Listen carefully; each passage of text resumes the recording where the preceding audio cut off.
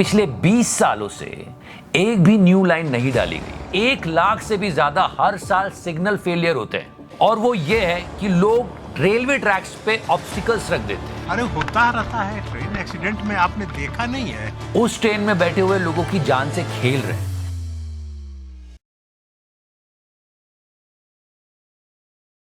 Actually not all right guys, one more day, one more train accident. मालगाड़ी से टकरा गई है और चेन्नई के ऑन चेन्नई गुडूर सेक्शन एक खड़ी हुई मालगाड़ी में कैसे एक पैसेंजर ट्रेन टकरा गई आकर के। मैसूर दरभंगा बागमती एक्सप्रेस, मोटे मोटे तौर पर यह कहा जा रहा है इस ट्रेन को मेन लाइन पे जाना चाहिए था, लेकिन ये लूप लाइन पे चली गई, इसलिए वहां पर खड़ी एक मालगाड़ी से टकरा गई। अभी लोगों का यही कहना है, इन्वेस्टिगेशन चल रही है, आगे क्या होगा देखते हैं। पर यह बात तो माननी पड़ेगी, गोदी मीडिया तक चीख चीख कर कह रहा है कि हमारे देश में ट्रेन एक्सीडेंट्स बहुत हो रहे हैं। विपक्ष वाले जो डेटा लेके आ रहे हैं उससे तो सब हैरान ही हो जाएंगे।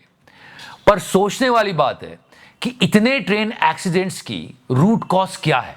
एक ऐसा मेजर फैक्टर जिसकी वजह से ये ट्रेन हादसे बहुत हो रहे हैं, उस पर बात होनी चाहिए। और जब आप पूरी हिस्ट्री देखोगे तो आपको एक वर्ड समझ में आएगा, वो है ट्रेन डिरेलमेंट। और ये सच में बहुत बड़ा कारण है हमारे देश में हो रहा है ट्रेन एक्सीडेंट्स का, और आज उसी पर बात करते हैं। एंड इन लास्ट 7 मंथ्स, पिछले 7 महीनों में 19 एक्सीडेंट्स ट्रेन डिरेलमेंट की वजह से हुए हैं।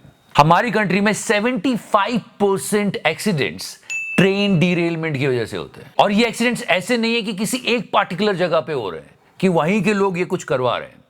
ये ऑलमोस्ट हर स्टेट में आपको देखने को मिलेगा। Madhya Pradesh, Uttar Pradesh, Punjab, Jharkhand, Orissa, Telangana, in every state. And now, why this train derailment is happening in our country, which is the major cause of all the accidents? पहली बात तो ये कि हमारा जो रेलवे नेटवर्क है वो बहुत पुराना है। कुछ इंफ्रास्ट्रक्चर तो 100 साल पुराने हैं। एक चीज है ये। दूसरा, ओवर क्राउडिंग, लोग बढ़ते चले जा रहे हैं। और तीसरा जो सबसे इंपॉर्टेंट है, poor maintenance of railway tracks. हमारे रेलवे ट्रैक्स का सही तरीके से मेंटेनेंस नहीं हो रहा है।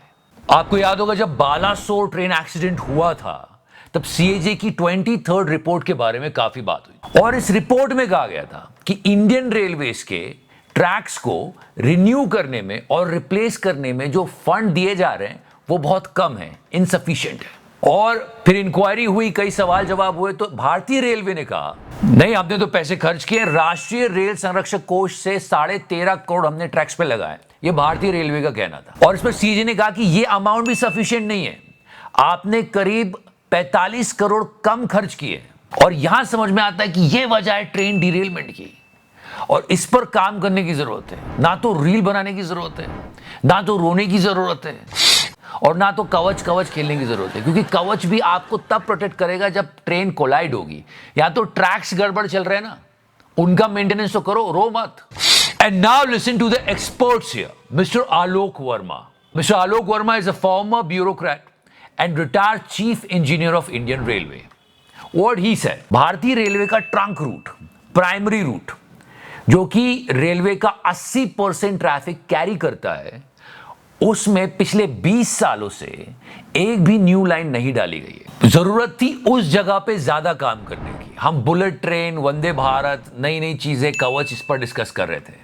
और हां, अभी, और आंखें खुली है अभी रोने के बाद, यूनियन कैबिनेट ने 2024 में अप्रूव किया है 8 नए रेलवे लाइन 900 किलोमीटर तक के, अगस्त 2024 में, और ये बन के तैयार होंगे 2026 से 2030 के बीच में।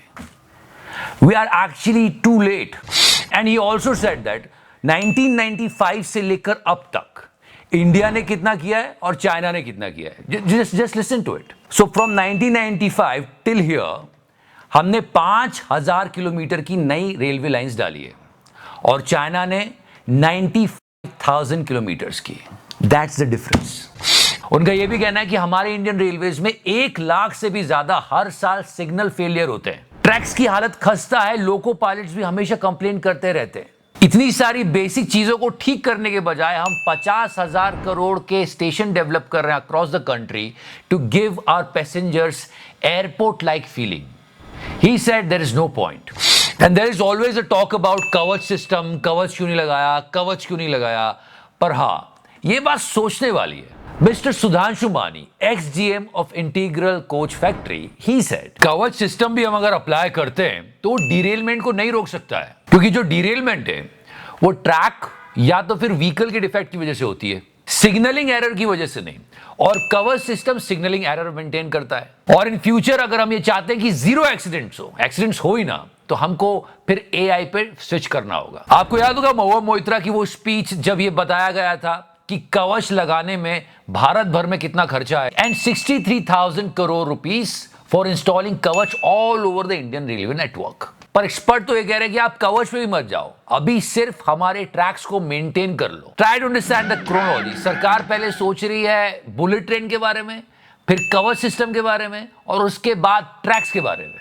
हमको सब हटा के सबसे पहले बेसिक नीड ट्रैक्स ठीक करने चाहिए, फिर कवच पे आना चाहिए, और उसके बाद bullet train. That's the proper way.